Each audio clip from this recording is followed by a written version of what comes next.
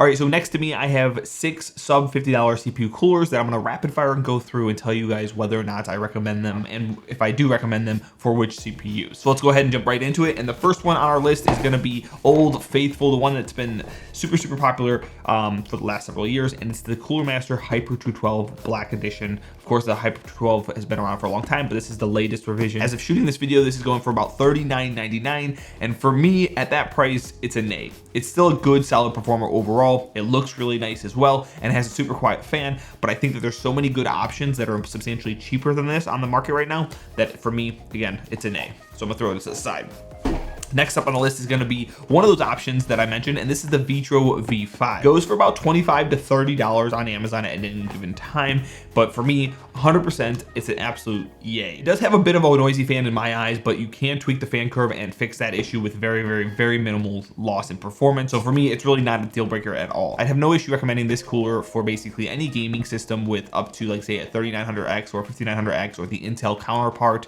As long as you're not going to do any overclocking, and it's going to basically just be this, and knowing that you will get a little bit hotter temperatures, but again, I think it's a great budget option for those type of CPUs. The next cooler on my list is going to be the ID Cooling SC224 XT, and this is going to be very similar to the Vitro V5. It too comes in at between $25 and $30, and the benefit here is it actually performs a little bit better than the Vitro V5. However, it isn't typically on that sale price, at least as often as the Vitro V5. So if you can get it for that sale price, I think this is the one to go to compared to the V5, but it's still a really good option. Now, it does also still have a noisy fan, but like the Vitro V5, it can be fixed as long as you're willing to tweak the fan curve. And just like the Vitro V5, I would recommend this with a 5900X, a 3900X, or the equivalent Intel counterparts. And then we have a cooler that I've been recommending a lot lately, and that's the Enermax ECS F40A RGB. And I recommend this one mostly because it looks really good and the RGB is really nice. However, this is one of the pricier ones on this list, and it's going to be coming in at about $50 overall. When you strictly look at its performance alone,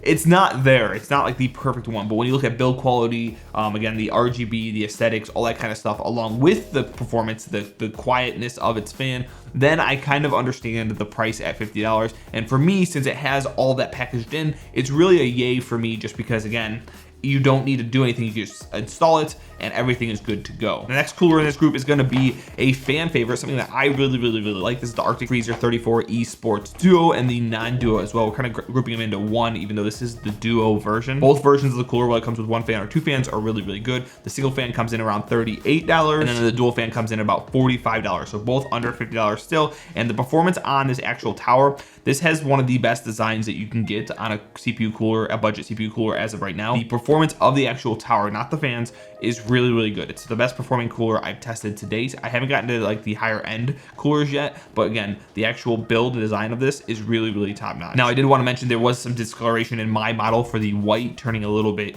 yellowish, and I also kind of stripped a couple nuts because I install and uninstall this very often for testing. But overall, I think this is a really good quality unit. It has a good warranty, and if you get a hold of Arctic, they're pretty good when it comes to warranties as well. For me, I'd happily recommend this up to like a 5950X non-overclocked. I think this could be a good budget option. Now, again, the chip's gonna get pretty toasty, but I think it can do well for a budget option. Moving to something that's a little bit bigger, we have the Be Quiet Shadow Rock 3, and I really like this unit. However, there's a couple of flaws with it. So for one, it comes in at $50, and then for two, it has a larger footprint. So for those two things alone, this moves me to a nay.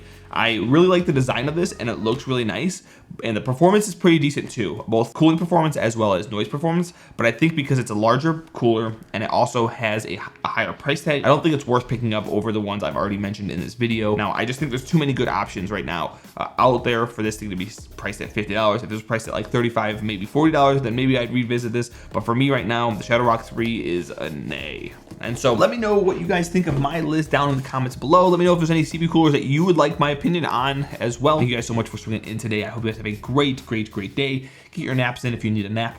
Until next time, I'll see you guys in the next one.